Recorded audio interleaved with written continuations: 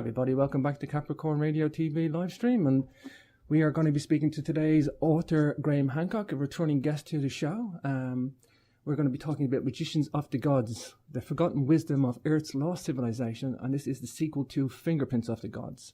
Graham Hancock's multi-million bestseller, Fingerprints of the Gods, remains an astonishing, deeply controversial, wide-ranging investigation of the mysteries of our past and the evidence for the Earth's lost civilization. It's 20 years on now, and Hancock returns with the sequel to a seminal work filled with completely new scientific and archaeological evidence that has only recently come to light. That's the nature of what we're going to get into today. Graham is with me on the call. I'm going to bring Graham straight in. You can follow along with today's author, grahamhancock.com, and of course, Magicians of the Gods is the latest book. Graham, great to see you, brother. Great to see you again. James. What a book, Graham. What a book. I guess before we get into the nitty-gritty and the details, I've only got you for an hour. 20 years is a long time to pass, Graham. At what point did you feel, I'm guessing there was a need and a duty to do this book? It wasn't just you wanted to write a sequel. Well, no, actually, to be honest, I didn't want to write a sequel. Yeah. I was very focused on the issue of a lost civilization from the early 1990s through until 2002. So 10 or 12 years, it was absolutely the centerpiece of my life. And I wrote a series of books on that theme. The first of them, Fingerprints of the Gods, which addresses the issue of a forgotten episode in human history head on. And then with Robert Bauval, Keeper of Genesis, which was called Message of the Sphinx in the United States. And then Heaven's Mirror, photographed by my wife, Santa Faya. That's a photographic book as well as a substantial text. And then on this theme, Underworld, a huge book that I published in 2002, the result of nearly 7 years of scuba diving all around the world looking for structures underwater, so which were covered by rising sea levels at the end of the last ice age. So really, I felt after Underworld that I'd done the job. I'd done my bit. I had put before the public a massive body of work which raises the possibility, I insist on nothing, but I raise the possibility that we have lost a whole episode of the human story, an episode of advanced civilization in remote prehistory during what we think of as the last ice age. Now, for putting out these series of books, it was particularly so with Fingerprints of the Gods, but it was true with all the other books as well. I was subjected to a massive amount of attacks. And psychically, it is not pleasant to be continuously attacked and to be accused of all sorts of things by people who haven't even read my book. This is the thing. I mean, there seems to be a narrative about me and my work out there, which a lot of the mainstream media just buy into without actually talking to me or reading my book. And it's the same with academics. They have a notion of what I am, but most of them have never read my book. They bandy around words like pseudoscientist or pseudo-archaeologist, ignoring the fact that I never claimed to be an archaeologist. I'm a journalist. I'm a reporter. That's all I am. I never claimed to be a scientist. So I don't see how I can be a false scientist or a false archaeologist, which is what pseudo means, since I don't wish to pass myself off as either of those things. But this narrative is out there so deeply unpleasant and putting me in a place where I'm in constant struggle. That's why Underworld is such a big book, more than 2,000 footnotes, because I'm writing defensively. I'm bulletproofing every argument against the often insidious and dishonest, disingenuous nature of the attacks that have been mounted on my work. So after Underworld, I thought, phew, okay, I've done my bit. I've walked the walk, 7 years of scuba diving, climbed the Great Pyramid 5 times. I've been there, I've done that. I've been insulted. I've been attacked. The BBC devote, more than $500,000 to making a program deliberately designed to destroy my reputation. Oh, yeah. I've been out there. I've done my work. I've had enough. I'm out of here. And so my next book was about a completely different subject. That was Supernatural, was published in 2005, about shamanism and altered states of consciousness and the role of psychedelics. in the emergence of the modern human mind. Completely different subject. Then I wrote some novels. I wrote a novel called Entangled, a fantasy adventure novel, time slip novel involving one character in the 21st century, one 24,000 years ago. And then I've written 2 out of 3 of a series of novels about the Spanish conquest of Mexico. And that series is called War God. So while all this is going on, I become aware of new developments in the field that I covered in Fingerprints of the Gods right through to Underworld. Major new developments. For example, in Fingerprints of the Gods, a centerpiece of the proposal there was that there was a humongous global cataclysm between 13,000 and 12,000 years ago. And I couldn't be sure exactly what that cataclysm was. I investigated a number of possibilities, most strongly the Earth crust displacement theory of Charles Hapgood that was subsequently refined by Rand and Rose Flemath in their book, When the Sky Fell. Earth crust displacement was a mechanism that interested me and that I focused on in Fingerprints of the Gods. But I didn't really have a smoking gun. There were a lot of theories out there. Earth crust displacement was certainly not bought by mainstream geophysicists. They didn't see that theory as working at all. It was very controversial. Now, I haven't abandoned the Earth crust displacement theory, but these days I'm interested in solid science, which can be used to back up arguments that the mainstream do not normally find acceptable. And there is now solid science on precisely a global cataclysm between 13,000 and 12,000 years ago. And that solid science is the work of a team of more than 30 geophysicists, mainly marine scientists, impact dynamics, animal extinctions, archaeology, people from all different disciplines have come together to analyze the compelling evidence that the Earth was hit by several fragments of a giant comet 12,800 years ago, and may have encountered further fragments of the same comet 11,600 years ago. And so we have an extinction level event precisely between 13,000 and 12,000 years ago, as I proposed in Fingerprints of the Gods. And this new science has not been put before the public in any major way. Up till now, apart from a few newspaper reports, it's been confined to the rarefied atmosphere of prestigious scientific journals like the Journal of Geology, like the Proceedings of the National Academy of Sciences. And by the way, the notion of a comet impact with the Earth is not mutually contradictory with the notion of Earth crust displacement. I published an article on my website in 2006 by Flavio Barbiero, which considers exactly that possibility, that a displacement of the crust could be set off by a comet impact, hitting the Earth with enough force at an oblique angle could destabilize the crust sufficiently to set it in motion.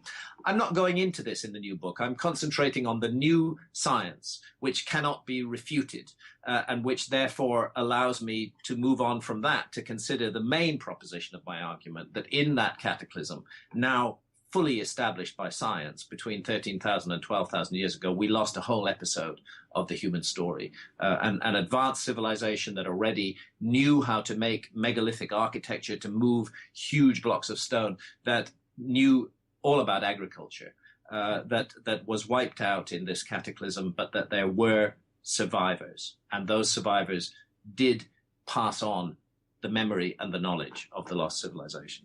Sure. You mentioned 2006 and Supernatural. One of my favorite books from you, by the way, Graham, and I want to come back to that. Let's focus on some of the science, catastrophism in a geology sense. Maybe bring in Randall Carlson. I've watched presentations with Randall Carlson. This man commands attention. He commands attention. He's a serious dude, Robert. Randall commands attention because he has absolutely done the work. Yeah. Randall has spent the last quarter of a century. He's lived it. He's lived it. And he's not formally qualified as a geologist, but his geological knowledge is immense. And it's the result of quarter of a century of detailed field work. And he brings to this an inquiring mind and an openness of spirit, which makes his work very, very accessible. So while researching magicians of the gods. Of course, I've been in contact with Randall for many years. Yeah. I proposed to him that he and I make a research trip together across what are called the Channel Scablands of the Pacific Northwest in the United States, which are areas that lay immediately south of the ice cap during the last ice age. I mean, it's important for your listeners to get a picture of the world 12,800 years ago. This was the ice age. North America, roughly everywhere north of New York, was covered by an ice cap more than 2 miles deep. And then something happened that caused it to radically melt down. And it's only in the last 7 years that we've really had the evidence as to what that was, that it was the impact of at least 4 fragments of a fragmented comet, with those fragments being up to 1 mile in diameter, of at least 4 fragments on the North American ice cap itself. Massive kinetic energy, massive amount of heat, temperatures in excess of 2,200 degrees centigrade, which is the boiling point of quartz, are unleashed. Epicenter is the North American ice cap, but the outward effects of this cataclysm have been established across more than 50 million square miles of the Earth's surface, with the characteristic signatures of a comet impact, the nanodiamonds, the melt glass, the carbon spherules, distributed across 50 million square miles. The epicenters in North America. There were impacts on the northern European ice cap, and the furthest east that they've tracked the impacts are Syria. So this is multiple objects that come in from the northwest on a trajectory over Canada, cross North America, cross the Atlantic, hit the northern European ice cap, and the final fragments rain down over Syria. And it's accompanied by massive sea level rises, huge evidence of disturbance of animal populations, extinctions on a dramatic scale. This is truly an extinction level event, and it's right there in the basement of everything that we've been taught of is history, and it's not been taken account of by historians and archaeologists in building their model of the origins of civilization. I don't even blame them for this, because it's so new. Yeah. The evidence really has only been put out in the professional journals since 2007 and has not entered the public domain massively yet. And historians and archaeologists are going to have to scramble to catch up with it, because you cannot have a model of the origins of civilization saying that those origins began, roughly 11,600 years ago, and not take account of the extinction level cataclysm that immediately preceded that moment.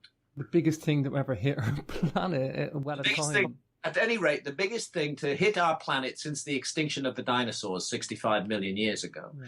And an impact and a cataclysm that has been missed up to now because there weren't obvious craters.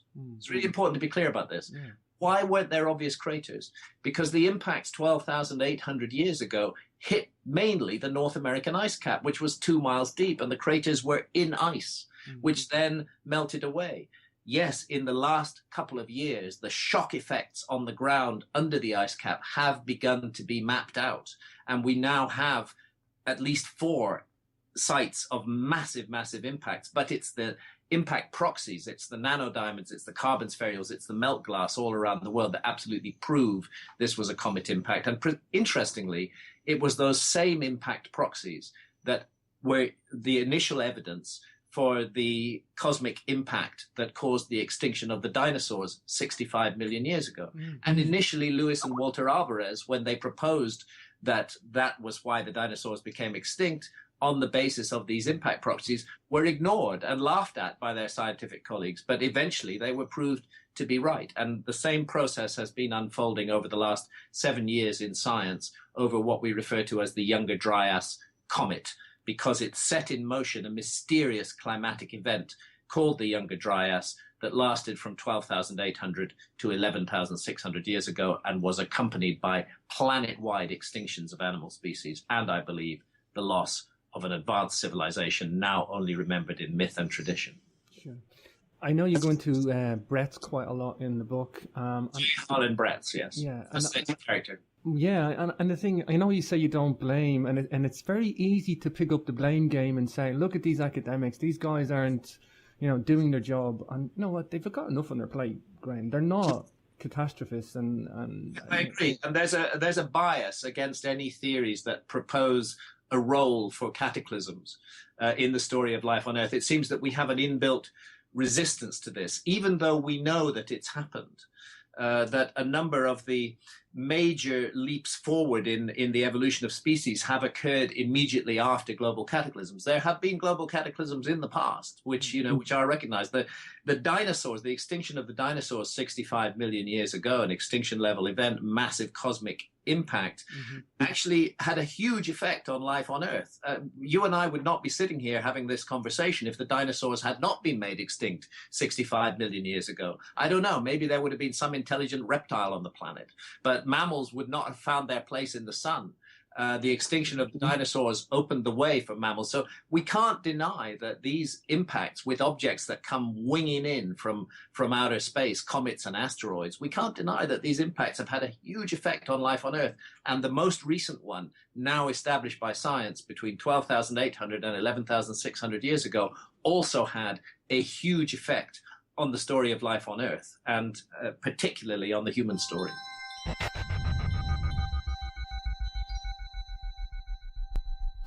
I think what I like about Magicians of the Gods is, Graham, that the detail of the book and the detail that you've gone into with both the geological data and the commentary fragments and the science of cataclysm, it's so detailed and it's so documented that hasn't been done in the academic manner. It's bizarre that we have a journalist doing it, but that's the way the lie of the land is. And I'm quite accepting of that now, Graham. I have to accept that society is not a courageous one. We have academic people that, they backbite and they bitch at each other, and, it's the nature of the human evolution in an educational sense. It is. It's the way things work.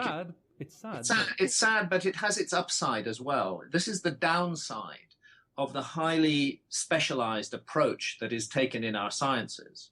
So a geologist in our scientific world is likely to work completely independently from an astronomer. And they may never compare notes,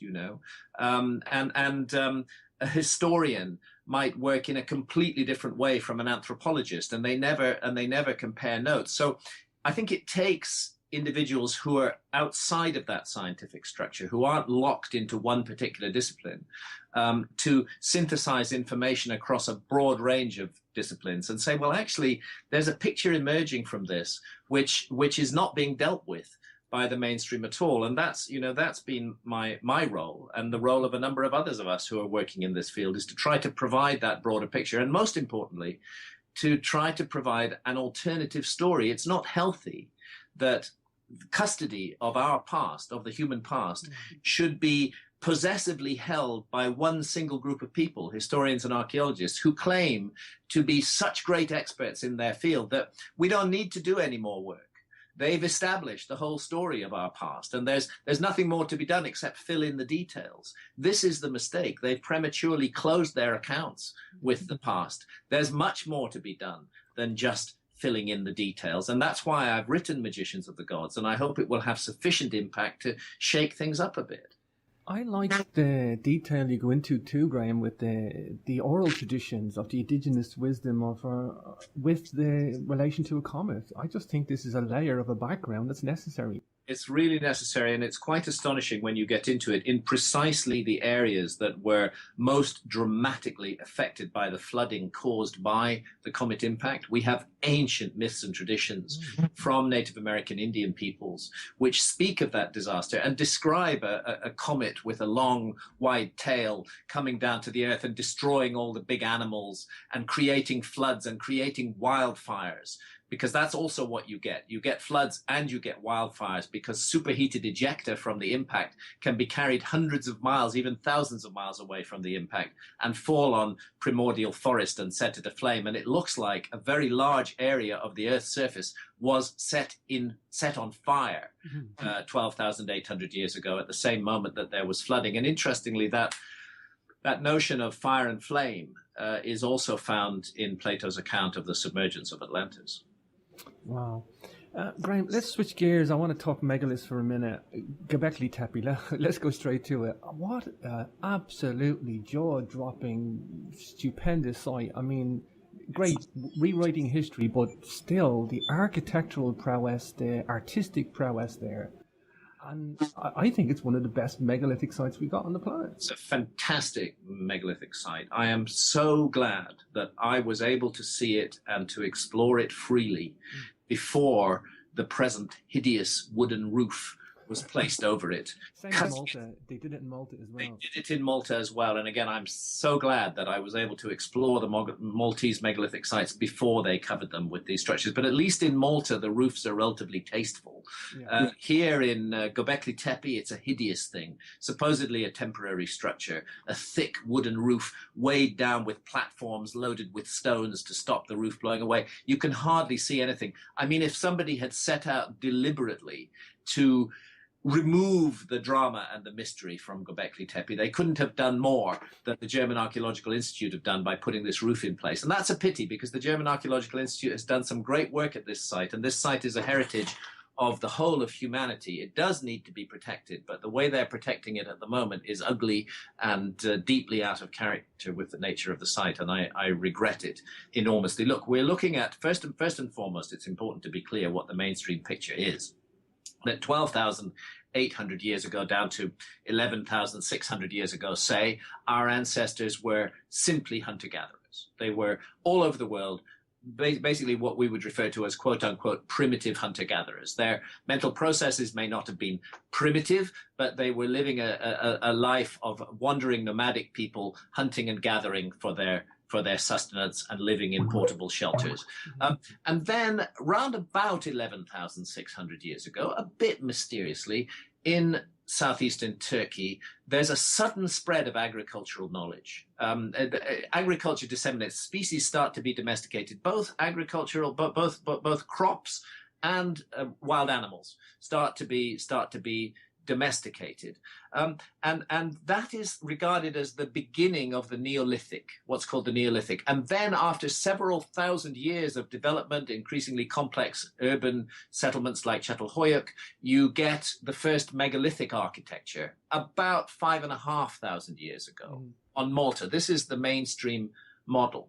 So it's very disturbing for that mainstream model to find, at the very moment that agriculture starts to disseminate in southeastern Turkey 11,600 years ago, to find a site, a sealed site, which was deliberately buried by whoever it was that made it, which is a truly megalithic site on a scale that's about 50 times bigger than Stonehenge, gigantic scale, with the world's, as far as we know, first perfectly aligned north, south, east, and west building, which tells us that whoever put it there had a knowledge of astronomy and was able to use it with the deployment of very large megaliths.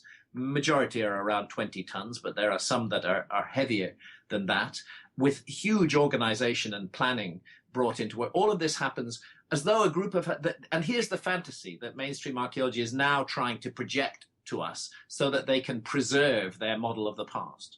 But by some miraculous process, a group of hunter-gatherers woke up one morning and decided to create the most perfect and the largest megalithic site that would ever exist on Earth 7,000 years before anybody else thought of the idea. Consider what that means. That means that they had acquired the ability to organize a labor force, to feed and water a labor force of at least several hundred, to plan out a site, to take astronomical observations. And all of that is without any background, because Göbekli Tepe just appears out of nowhere with no background before it. And that seems to me absurd to suggest that. And I believe there's no water source nearby either, Graham. There's no water source nearby. You'd have to bring the water in for your labor force. It requires high-level organization, which is not normally attributed to hunter-gatherer peoples. But to preserve their model, archaeologists are now happy to give this high-level, fully evolved organizational and stoneworking ability to a group of hunter-gatherers. I suggest what it looks much more like is a transfer of technology, that what we have at Göbekli Tepe are the survivors of a lost civilization who already knew everything that needed to be known about megalithic architecture and transferred that knowledge to the hunter-gatherer population they settled amongst, and at the same time transferred to that population the essential knowledge that allowed agriculture to disseminate widely at exactly that moment. This, to me, looks a lot more like, is better and more easily explained with the notion of a group of people who already had this knowledge, who came to Göbekli Tepe, rather than the fantasy that hunter-gatherers were suddenly inspired to do this most incredible work with no previous experience. Graham, you know I done the review for the book, but I also got the audio book as a little way of recapping without having to reread the book again. And I want to draw attention to that because you have narrated your own audio book. And what I find fascinating is you pick up the sentiment of the author. What better person to read a book than the... Because a lot of people in the day, they don't do their own narration on their own book. But I like, because your book is wrote in a narrative as you journeyed around the world, researching this, living it as well. And that comes through in the book. I want to draw attention to that. Because when you're talking to Klaus Schmidt, you feel like you're there, Graham. You know, and I'm just glad that you've done this. So I appreciate it. I wanted to draw attention to that. Thank you. I enjoyed recording the book. It's the first time I've done the audio of one of my own books. In fact, a lot of my books aren't in audio at all yet, but where they have been, it's been an actor who's read them. This time I was asked to read it myself, and I very much enjoyed the experience. It takes a long time. It actually took 5 working days, full days, to record the whole text of the book. But I like reading it out loud because I know what bits I want to emphasize and what bits I want to play, to put in a lower tone. There's some things that need to be projected forward into the foreground in tone of voice, and some things that are more workable in the background. And you can do that with tone of voice if you really know your story. So I very much enjoyed reading this. And the reason I mention that is when you're with Klaus Schmidt and you're talking about Göbekli Tepe, you really understand your mindset more so because of the narrative. And for example, I mean, sad that Klaus is gone now. Sad he passed away. He died in the summer of 2014, and I did my long interview. In fact, encounter. I spent 3 days with him at Göbekli Tepe, and he very kindly showed me around the site in the greatest possible detail. But unfortunately, he died in the summer of 2014, and leaving a vacuum. I'm not sure who's going to who's in a place to take over from him. The German Archaeological Institute seems a bit disoriented at the moment as to what to do, and I don't see clear and definite plans for the future excavation at Göbekli Tepe unfolding. Hopefully it will, but at the moment it all looks a bit uncertain. And I think Klaus, he was hoping that there was some other stuff that's going to explain the evolution, and what you're saying is, Graham, this is like a devolution. They suddenly appear and then it doesn't. Best stuff is the oldest. This was what puzzled Klaus Schmidt. I mean, how does one, if one buys into a model where ideas have to have a history and have to evolve, you have to see the background to the evolution of ideas, then how do we explain a site which appears out of nowhere and where the very best work is the oldest work, and where it then starts slowly over about 1,000 years that the site was in use, it then starts slowly to devolve, and so that the latest stuff is not nearly as good as the oldest stuff, and then finally they bury the whole thing and nobody touches it for more than 10,000 years. Well, for Klaus Schmidt, who didn't like the idea of a lost civilization, he just didn't like the idea. He didn't, I said to him, how does it feel to be, the man who's the archaeologist who's discovered the temple that's rewriting history? And Klaus Schmidt kind of replied, well, I prefer not to say that it's rewriting history, but adding a new chapter to history. In other words, he wants to cling on to the old model because he knows in the field of archaeology that if you dispense with the old model, you're going to encounter the anger and fury of all those who are still bought into the old model. So it's much better to stick with the old model and try and refine it a bit. And that's what he was hoping that further excavations at Göbekli Tepe would reveal evidence of the slow and gradual evolution to the point where 9,600 BC, 11,600 years ago, they could make these full-scale megalithic structures. But actually what the latter excavations have shown is that material which he hoped to be more primitive turns out to be even more sophisticated. That there seems to have been a moment when everything began at Göbekli Tepe, and it was at its best then. Another thing I like about the discovery of Göbekli Tepe is it was necessary for alternative history as a movement. And I say that when you had Shock and the Sphinx theory, I mean, the Egyptologists turned around and kind of laughed really kind of arrogantly, where's the potsherds of the civilization?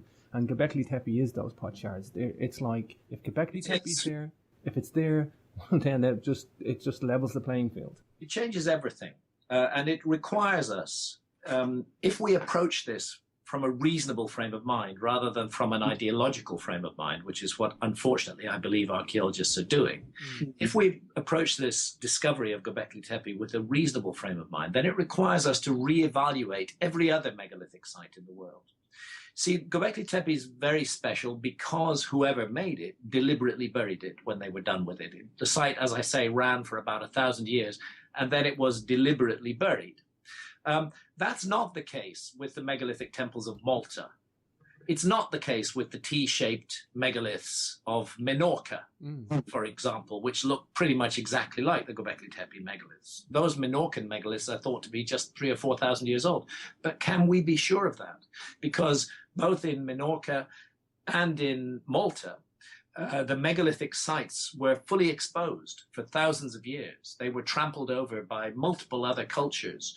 Organic materials were introduced that were not contemporary with the date of the creation of the site, and yet it's only by carbon dating organic materials that we can arrive at a guess as to the age of the site. That works with Göbekli Tepe, where the site has been completely sealed for more than 10,000 years, but it doesn't work with Malta and Menorca and other megalithic sites, and it doesn't work with the Sphinx, to get to your point.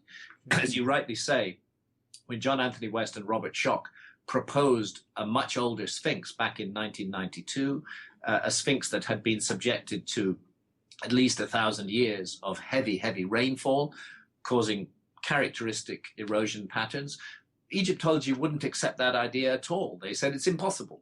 If there were a culture that was capable of creating the Sphinx 12,000 years ago, you'd have to go back about that far to get the rainfall. If there was a culture that was capable of creating the Sphinx, we would find other megalithic sites around the world that are about 12,000 years old as well, and we don't find any. But of course, they were saying that before the discovery of Göbekli Tepe. Now we have Göbekli Tepe. It is at least 11,600 years old, for sure.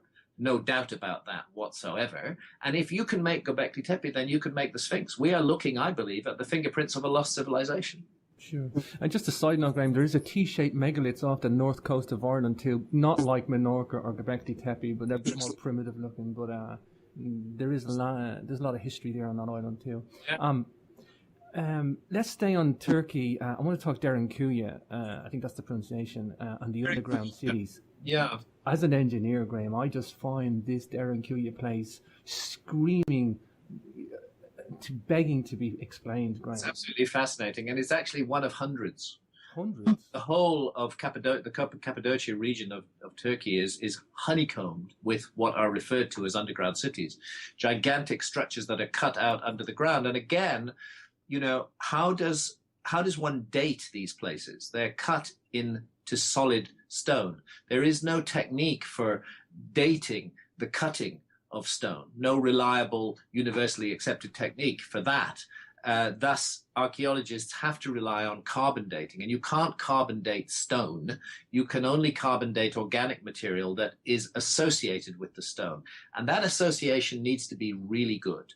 You need to be sure that the organic material you're dating, you need to be sure that it was placed there at the same time that the stone you're interested in dating was placed. And if you can't be sure of that, you may get a falsely young date, or for that matter, a falsely old date. This is why the whole thing is difficult with places like Derinkuyu, which are entirely cut out of the living bedrock, and which we know have been occupied by more recent cultures. I mean, archaeologists' fairy tale about the underground cities of Turkey is that they go back maybe to the first millennium BC and are associated with a people called the Phrygians, that's when they were created. But then it's accepted that many later cultures made use of them for various purposes, storage, sometimes for hiding in them when enemies were around, and so on and so forth. So it beats me how they can arrive at an accurate dating of these sites. And if you actually go into the literature in great depth, you find that they don't, that it is actually a story based on limited organic material and huge assumptions being made about the contemporaneity of that organic material and of the rock-hewn structure. It's possible that the so-called underground cities of Turkey date right back to the Younger Dryas, that they go all the way back to that episode between 12,800 and 11,600 years ago, when the Earth was being bombarded by comet fragments, we now know from the science, when there was a global climate change on a cataclysmic scale, and when it would have made sense for people to create underground shelters. I think Darren Key, just on its own, there's many, I think Kai Mackley or something like that, there's another one. A new one has just been discovered, which is like 5 or 10 times bigger than Derinkuyu. Wow. We have underground tunnels that run for 7 or 8 kilometers connecting different of these underground cities. I think that's why I go into them in the book, because I think they are one of the great unsolved mysteries of the past, and the easy assumption that they date back no further than the first millennium BC proves to be based on nothing. And we need to consider them now in the new vision of history that is emerging as a result of our knowledge of the cataclysm between 12,800 and 11,600 years ago. How many people are we talking could live in there, Graham? Well, this is, again, an interesting point. See, the argument is, the mainstream argument is that these were created originally to provide a place of shelter for villagers when they came under attack from invading forces. Now, I can only say to you psychologically, if I'm a villager and I wish to hide from invading forces, then the last thing I'm going to do is take my whole family and the whole population of the village underground and shut them in behind a rolling door.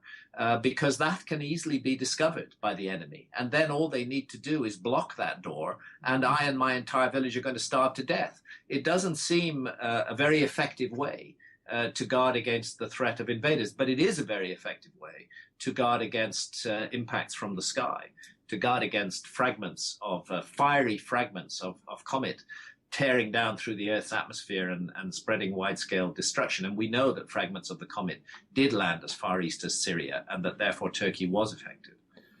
I know just from looking at the engineering aspects of what they achieved with the underground cities in Cappadocia is that the vertical shafts running down, Graham, are so precise and so well laid out. Yeah, those are the ventilation shafts. I mean, the engineering of those underground structures is let's call them hypogea. You know, these are hypogea, and the engineering is stunning, and they're thinking about ventilating this place very, very carefully. So you can be down 150 feet underground, and you can feel the fresh air blowing in. Wow. You know, this is very, very carefully thought out for the long-term stay. As to how many people who could stay in them, well, that a lot depends on access to food supplies. In terms of sheer physical space, I think Derinkuyu might be capable of holding a couple of thousand people. Let's hypothesize for a second, Graham.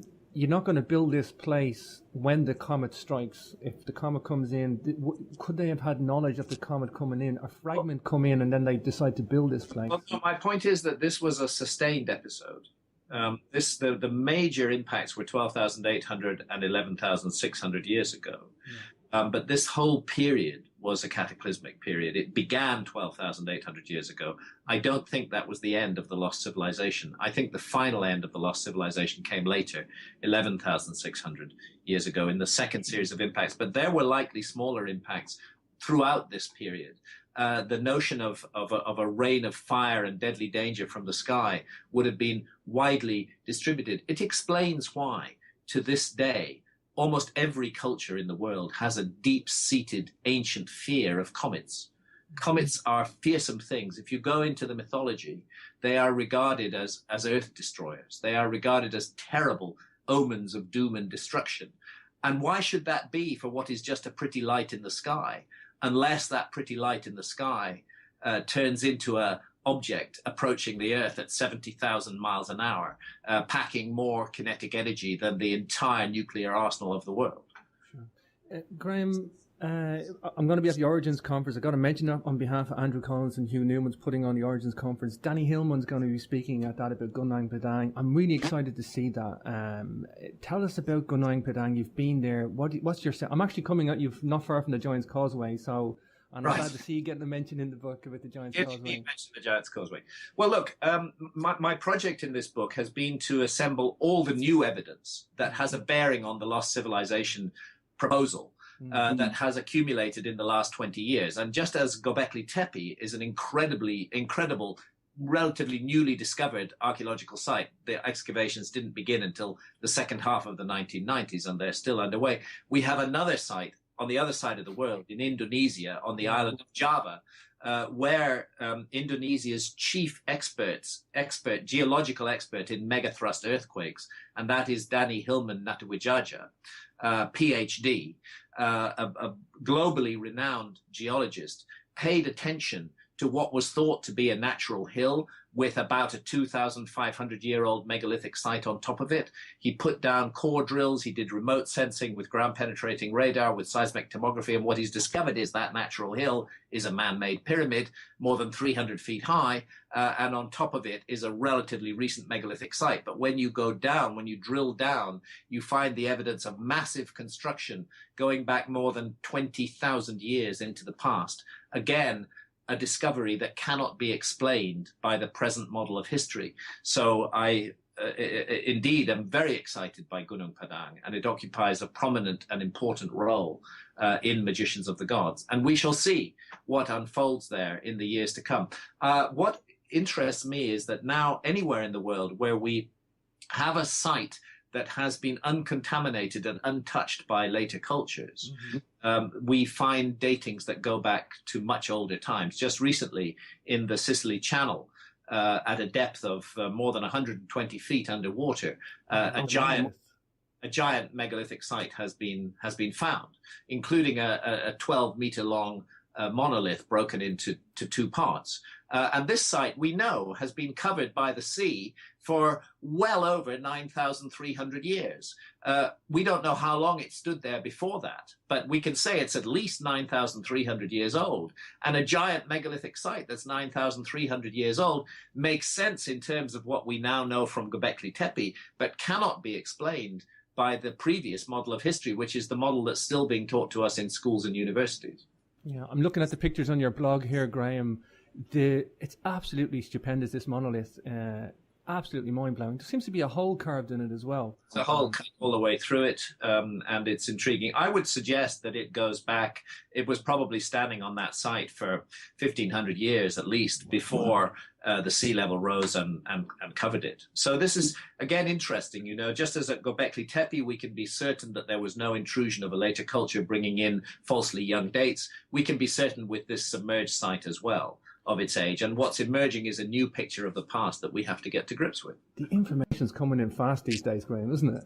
It's coming in fast, absolutely. This is there's an exponential growth in this information. It's coming in from all around the world. It's like, you know, we just haven't been looking in the right way and in the right places. But when we do look in the right way and the right places, if we're open, if we have a closed mindset that says it's impossible that there was any human civilization more than 12,000 years ago, if that's our closed mindset, then that's what we're going to find in the past. But if we're a bit more open than that and prepared to allow the past to speak to us directly, then an entirely different story begins to emerge. And it's a fascinating story. And I suggest it's a story we need to know. If we have a false knowledge of our past, then our ability to handle the predicament of our present is diminished. We need to know our own story. Graham, perhaps a bit of a reach here. I mentioned Gunung Padang and the basalt columns like the Giant's Causeway. Yeah, that's a good point, which I need to make. The megalithic site on top of Gunung Padang, the one that is thought to be relatively recent, about 2,500 years old, is made with columnar basalt. And columnar basalt, it does form naturally into blocky segments, like the Giant's Causeway. The Giant's Causeway is made of columnar basalt. Now, what you'll observe at the Giant's Causeway is that the columnar basalt is all stacked vertically. The moment that you get that pattern changing and you get the columnar basalt arranged horizontally, you know that human beings have been involved, that they are working with a natural material which forms into blocky, regular shapes. Like railway sleepers. Using it as a construction material. They didn't do that at the Giant's Causeway. It's a totally natural site. They did do that at Gunung Padang. Columnar basalt was used as a construction material. A bit of a reach. Is there any link like that type of style of architecture with Nan Madol? Is that not basalt? Huge link. And I covered Nan Madol very extensively in my earlier books, particularly in Heaven's Mirror and in Underworld. Nan Madol is a site that is constructed entirely of columnar basalt. No question that human beings were involved in there are buildings there. And this is thought to be, well, maybe 1,000 years old. at the most. And again, what's that based on? It's based on organic material which might have been introduced by later cultures. I became interested in this because I then did quite extensive scuba diving offshore of Nan Madol, where the sea drops away very rapidly to a depth of about 130 feet. And down there at 130 feet, standing up off the seabed are intact columns and other columns lying on their sides on the seabed, which greatly resemble the megalithic columns that are found on the island of Tinian a bit further west.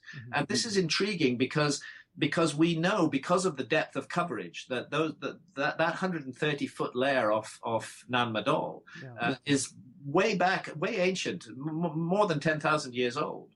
And that suggests that the similar megaliths on the island of Tinian may be just as old as that. So it's intriguing to me to find in Java, in Indonesia, a megalithic site that's built using the same structural elements and has many things in common. I think we are again looking at the fingerprints of a lost civilization. That's massive. And the dating of Nan Madol has been wrong. I think we're much more ancient site. That's one burning question I've had for you, because I know you're probably one of the handful of people in the world that goes to such a remote place like Nan Madol. It's in the middle of nowhere. And dive them extensively. I mean, we spent weeks diving that site. It's really quite an incredible place, quite scary. The visibility down at the bottom is sometimes very bad. And, you know, there's all sorts of local traditions. There's an intriguing local tradition at Nan Madol about an underwater city. Exactly off where the above water structures are, about an underwater city and how it's guarded by two giant sharks. So one has this in mind when scuba diving on what are definitely the remains of a submerged city. I've got so much material to get through, Graham. I got to get off the megaliths for a second. I mentioned Supernatural, one of my favourite books, Graham, and I tell you why. When I opened up the chart on entoptic phenomena, I didn't see entoptic phenomena. I seen rock art at Newgrange and Noth, all around the perimeter, and I seen it as shamanic art, if you want to call it that. And you look at Gavrinis, or Gavrini, I think they call it in French, again, we see what looks like acoustic waves or shamanic art. Is it right to call these megalithic people shamans, or? It's taking a bit of a cultural liberty. The word, but it's a liberty I think we can take with certain precautions. So first of all, the word shaman is culture specific. It actually comes originally from the Tungus Mongol, and it's their word saman, which means one who sees or one who sees far. What happened was that ethnologists in the 19th century, early 20th century, traveled amongst the Tungus Mongol and discovered these ritual functionaries there who were called shamans. And then others of their colleagues working in other parts of the world found pretty much the identical ritual functionary performing the same function, entering trance states and deriving information from those trance states that could be used for healing or to identify where a herd of game animals might be found, and so on and so forth. The same ritual function was fulfilled in many different societies there. They weren't called shamans because that's a Tungus Mongol word, but they were performing the same functions as the shamans of the Tungus Mongol in the same way, using altered states of consciousness to acquire what is regarded as useful knowledge. So the Tungus Mongol word began to be spread out to all cultures that had this ritual function. This ritual function is marked by a very specific kind of art, which is universal all around the world, that in the visionary state, the shaman has experiences which he or she then later depicts as paintings. If they're gifted as painters, they recall their visions and they paint them. And this is why we find the same patterns and the same entities appearing all around the world, because this is the classic art of shamanism. And when we find the identical art from 30 or 40,000 years ago in the painted caves of Europe, or for example in Indonesia, where painted caves 40,000 years old have also been found, lo and behold, the same patterns and the same entities. Often you will see a creature that's part animal, part human in form. The same entities appear. It's eerily similar. In every case, and the suggestion that I look into in my book Supernatural is it's eerily similar, because we are dealing with a freestanding parallel realm that only becomes accessible to our senses when we are in a deeply altered state of consciousness, a trance state, the characteristic state of shamanism, in other words.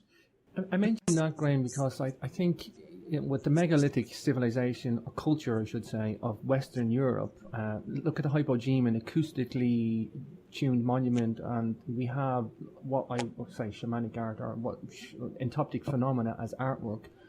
Such a high percentage of it. It's clear with entoptic phenomena. I actually don't like that phrase, although I use it myself because it's the phrase that's current in science.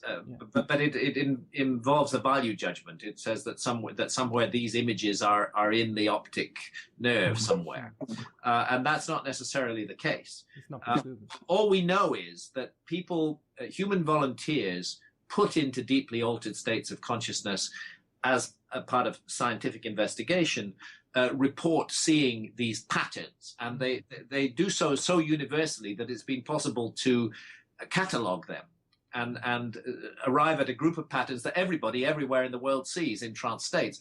And then secondly, those exact same patterns turn up on the walls of the painted caves 40,000 years ago. So, we can't go back and actually interview those artists from 40,000 years ago, but we can make logical deductions from the character of their art that we are dealing with individuals who, for want of a better word, we would call shamans today, and whose essential work is done using the deeply altered state of consciousness that is characteristic of shamanism, which is often entered using psychedelic plants or fungi, but which can be entered by other techniques as well. For example, fasting or dancing around a hot fire for many, many hours, rhythmic drumming. All of these will affect what I call the receiver wavelength of the brain, and allow us to tune in to other realities. Of course, the mainstream says those other realities don't exist, that it's just our brain on drugs. But I've tried to show in Supernatural that it's much more complicated than that. And actually, we don't understand consciousness. The mystery of human consciousness is not resolved yet. And perhaps